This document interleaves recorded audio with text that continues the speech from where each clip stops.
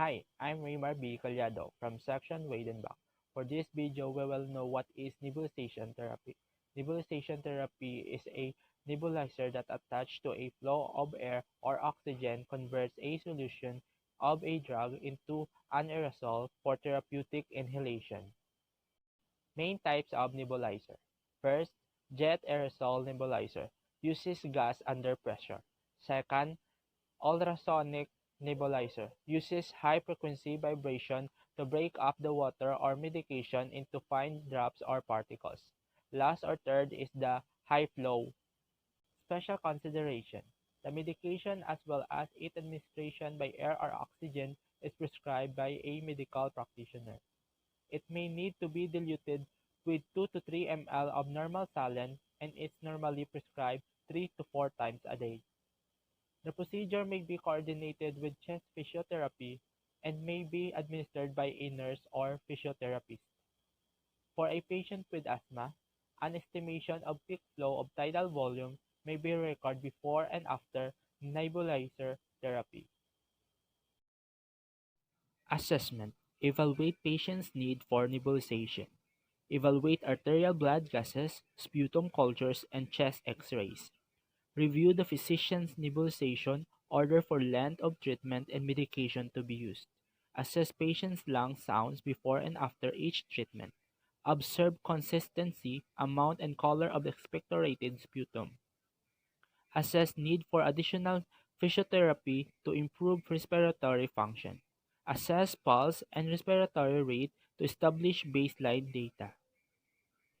Objectives: to deliver aerosol medication, to promote a better ventilation/perfusion ratio by increasing bronchodilators and alveolar ventilation, to prevent or treat atelectasis, to administer mucolytic medication to lower the viscosity of the secretion and aid expectoration, to decrease pulmonary edema, to deliver an antibiotic to a patient with chronic purulent infection, for example, cystic fibrosis, to decrease the work of breathing, to administer bronchodilators for the relief of bronchospasm associated with respiratory disease, for example, asthma, chronic obstructive pulmonary disease.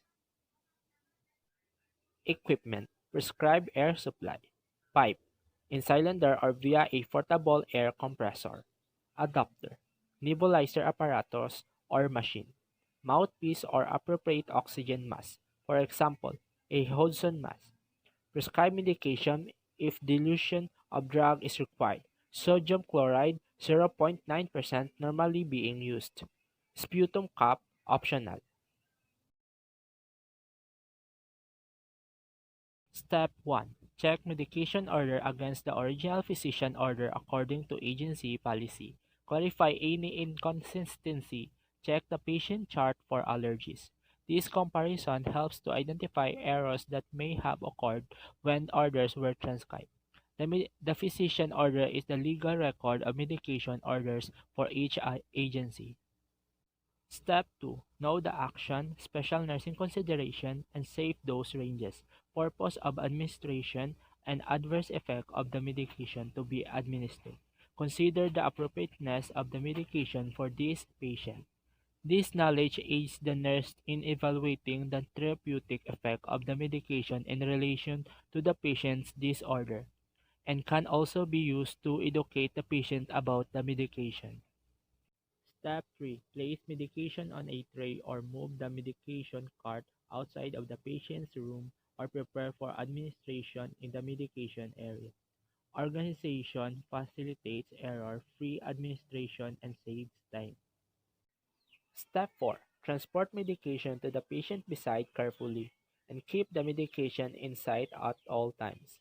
Careful handling and close observation prevent accidental or deliberate disarrangement of medications.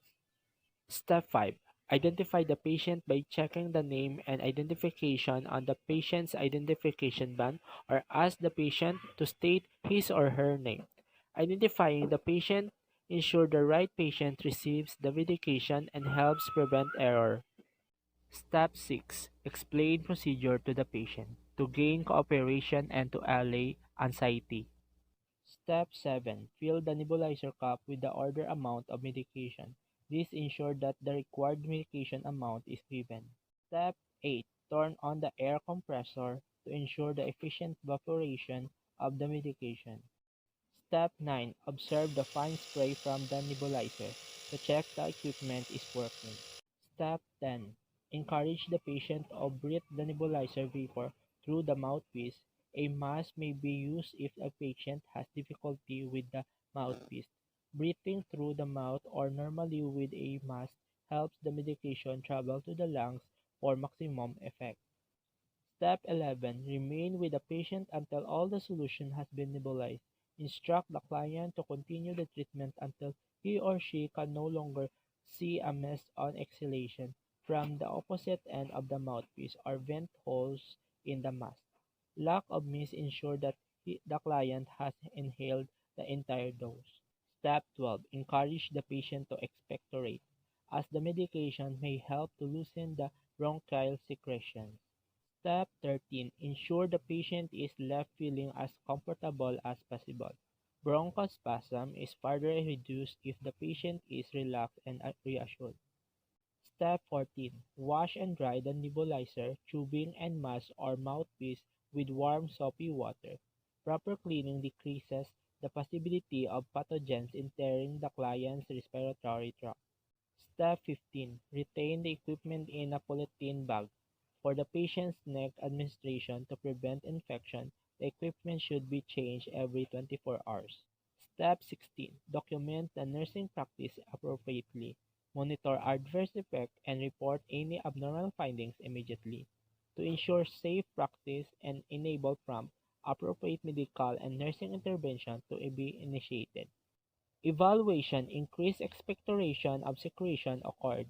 Patient experienced less labored breathing, lung sounds improved, aerosol medication administered into deep air passage and ventilation improved.